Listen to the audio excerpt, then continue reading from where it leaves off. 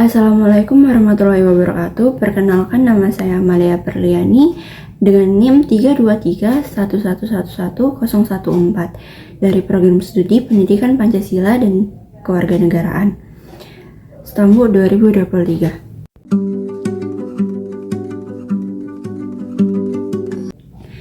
Problem hak waris anak angkat atau adopsi sebetulnya bukan hal baru dalam hukum Islam. Sebagian dari kita mungkin sudah mengetahuinya. Namun tak sedikit pula yang masih bertanya-tanya bagaimana sebenarnya kedudukan anak angkat dalam hal waris-mewaris. Video ini akan mengupas tuntas pertanyaan tersebut berdasarkan Al-Quran, pendapat ulama, dan bagaimana menerapkannya dalam kehidupan modern. Selamat menyaksikan. Dalil utama yang melandasi hukum ini adalah firman Allah Subhanahu wa taala dalam surat Al-Ahzab ayat 5.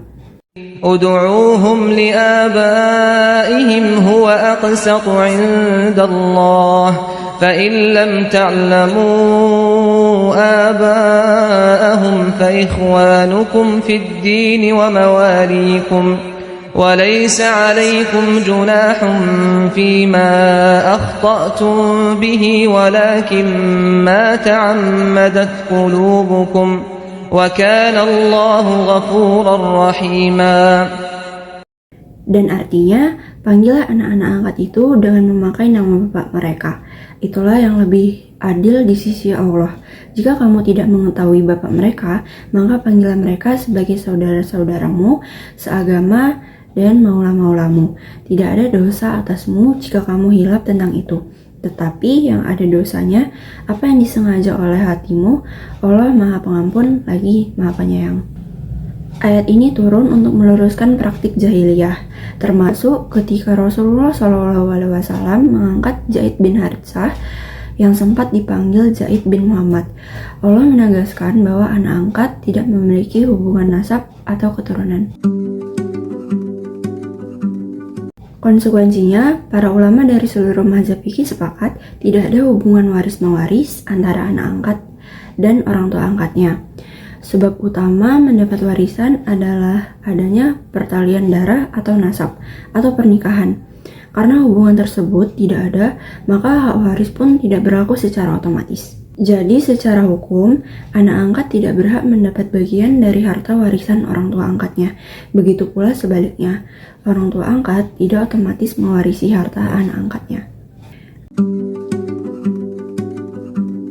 Andi setia merawat Pak Ahmad, bapak angkatnya, hingga tutup usia. Namun saat pembagian warisan, ia sama sekali tidak disebut. Wajahnya memancarkan kesedihan dan kebingungan, terutama saat mendengar cibiran dari salah satu keluarga, dia kan cuma anak angkat, mana berhak dapat warisan. Seperti tadi sering terjadi di masyarakat. Perasaan kasih sayang yang tumbuh puluhan tahun seakan bertabrakan dengan hukum waris. Si anak angkat yang telah mengabdi merasa kecewa, sementara keluarga inti merasa berpegang pada hukum yang benar. Lalu solusinya apa?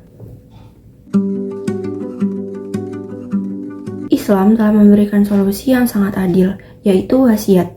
Orang tua angkat dapat memberikan sebagian hartanya kepada anak angkat melalui wasiat, dengan syarat tidak lebih dari 1/3 dari total harta.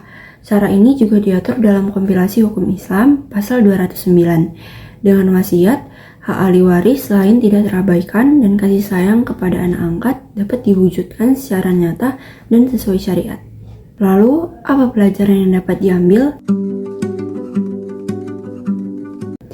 Pertama, hukum Islam sangat jelas dan menjaga keadilan, terutama dalam hal nasab dan kepemilikan. Keadilan bagi seluruh ahli waris adalah prinsip utamanya. Kedua, Islam bukanlah agama yang kaku.